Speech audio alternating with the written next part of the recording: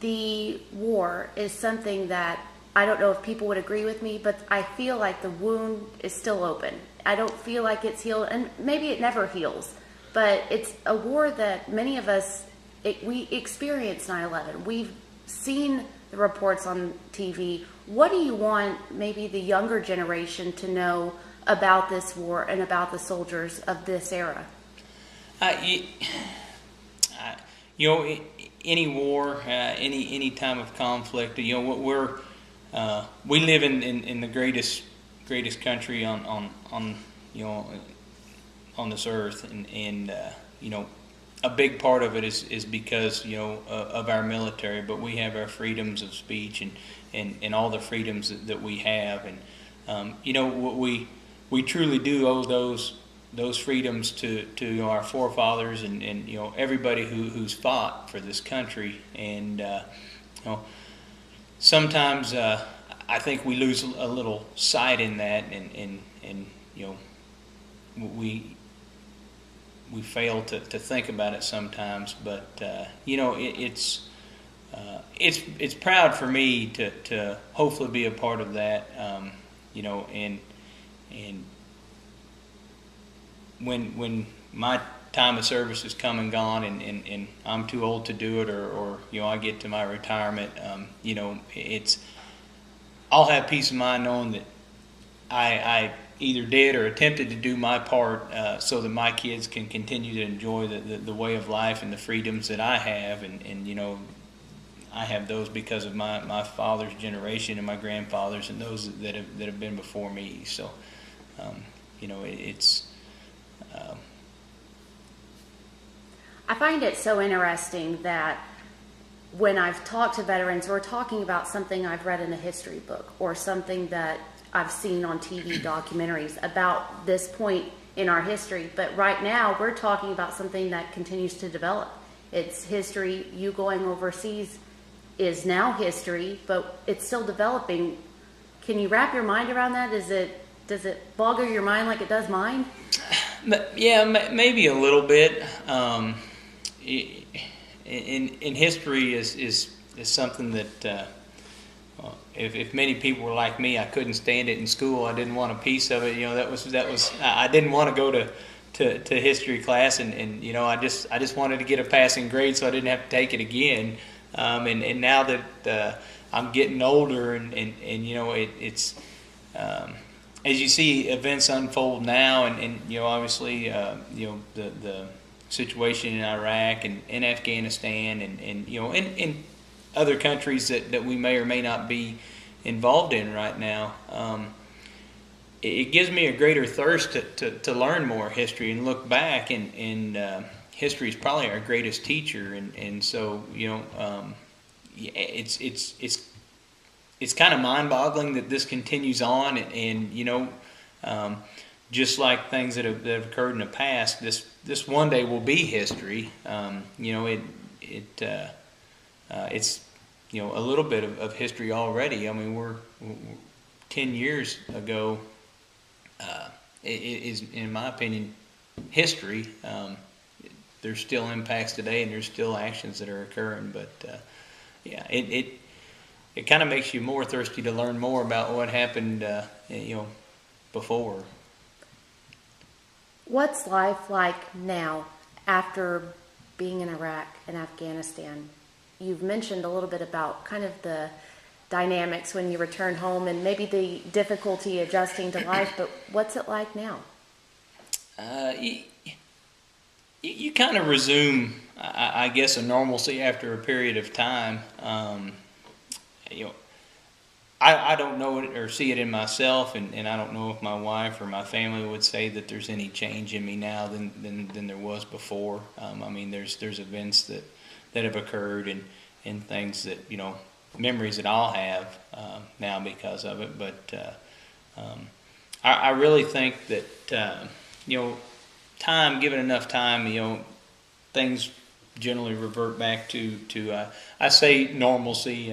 You know, I've got a 14-year-old daughter and a 10-year-old son and a 5-year-old daughter, so that means constant change in my house anyway. But you know, I think it's kind of back to where it was before I left. Now there's always that presence of mind, and we don't like to think about it or talk about it, but hey, will I ever be deployed again?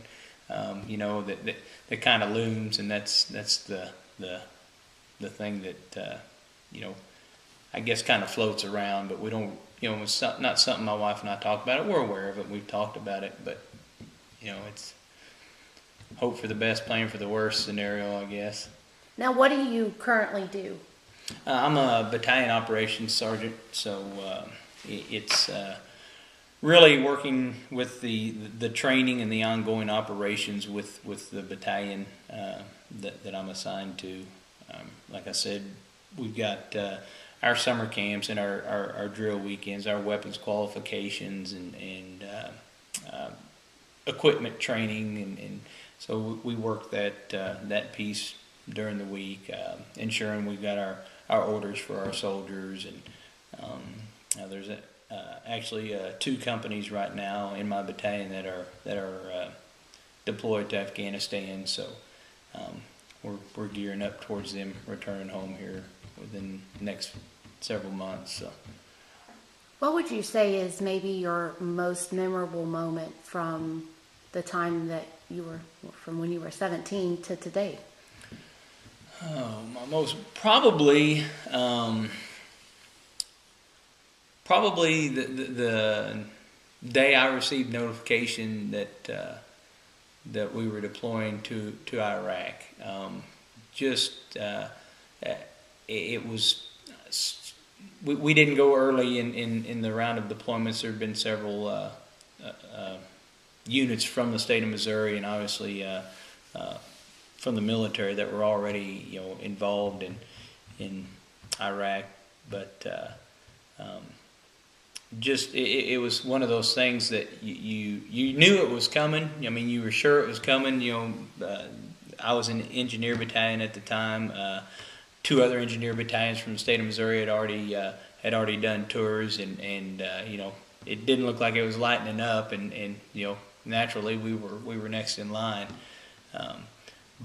But when it actually happened, it was, we actually received a notification. You just kind of had that, wow, really, we really did. We really are getting ready to deploy. So, just 1,000 things running through your head. I got to make sure everything's good at home.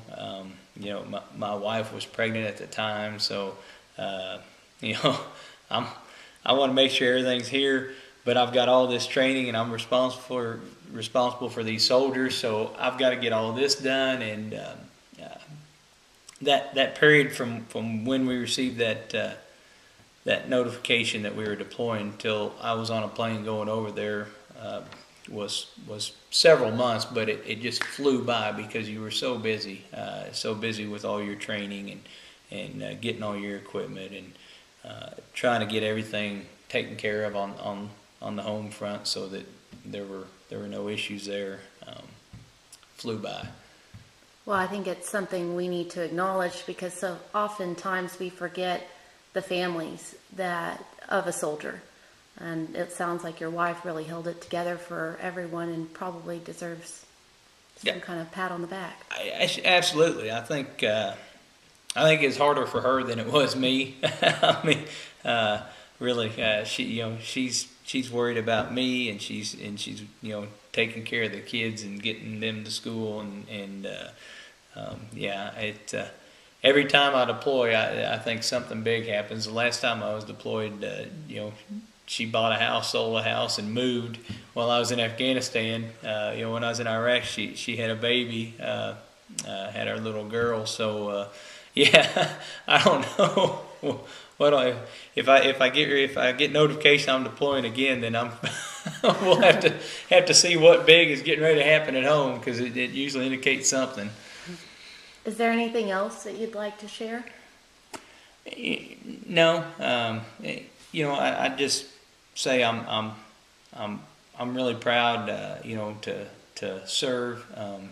It's something that I think is admirable for all the other soldiers that have served, and all the soldiers that have served in the wars before, and all the other veterans. I'm truly in awe of them, and I've listened to some of their stories, and I'm usually glued to the History Channel here at home, just watching it. It amazes me. It's definitely a different type of war, and how we fight it, and how the enemy fights us now.